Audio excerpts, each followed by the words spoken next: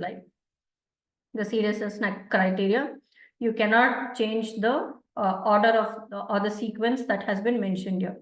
It should always be fatal, life-threatening, or non-fatal, non-life-threatening. Now, what comes under non-fatal, non-life-threatening? The options would be hospitalization or prolonged hospitalization, persistent or significant disability, congenital anomaly, as well as medically significant events. Clear? Any questions on that?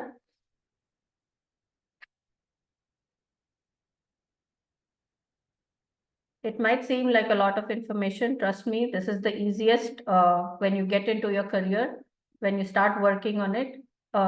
This is the easiest that you can do, but you should be very careful because you'll get the most trickiest question when it comes to an interview.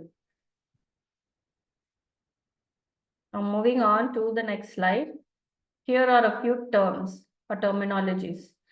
Before that, I would like to give another piece of information regarding medically significant events. Like you said, like I explained, there are so many different ways or bases, different bases on which you can say an event is medically significant.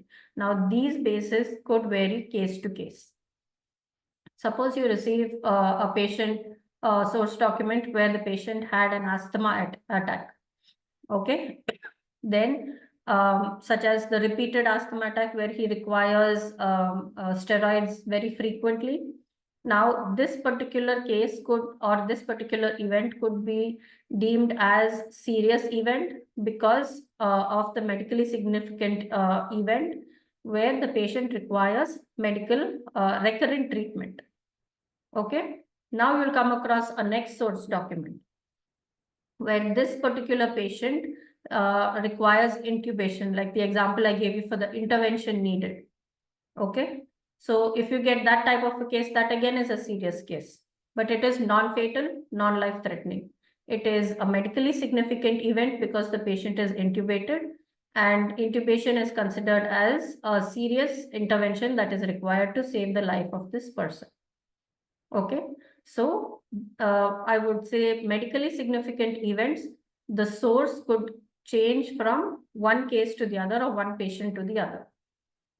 It is not necessary that every time it will be because of the chronology of the events itself, or every time it is because of the intervention needed. Each case by case, every case varies from each other. So a medically significant event could be by the medical judgment or chronology of the events, intervention needed, recurrent treatment needed, or of public health concern. Now, these are a few terminologies which is good to know. If you do not, if you cannot remember, it doesn't make a difference.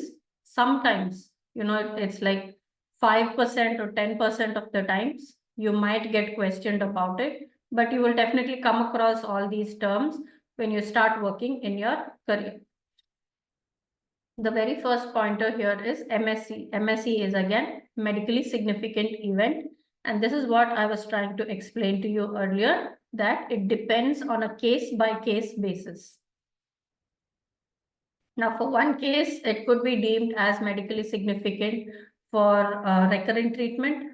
For the other case, it could be deemed as a seriousness assessment could be checked and say it is because it is a medically significant event because of the intervention that was administered. Okay, or the chronology of the events, or simply just because the medical judgment of the principal investigator, the doctor says, I would deem this as medically significant according to my medical judgment. Then you would make the case serious. The next one is about DME.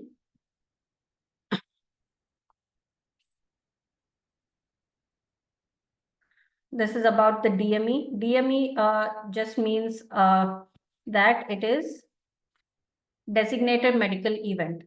Now, what is a designated medical event? This is a list of some serious or critical events that will be already registered. If you, EMA is the regulatory authority for Europe. if you would register on EMA, then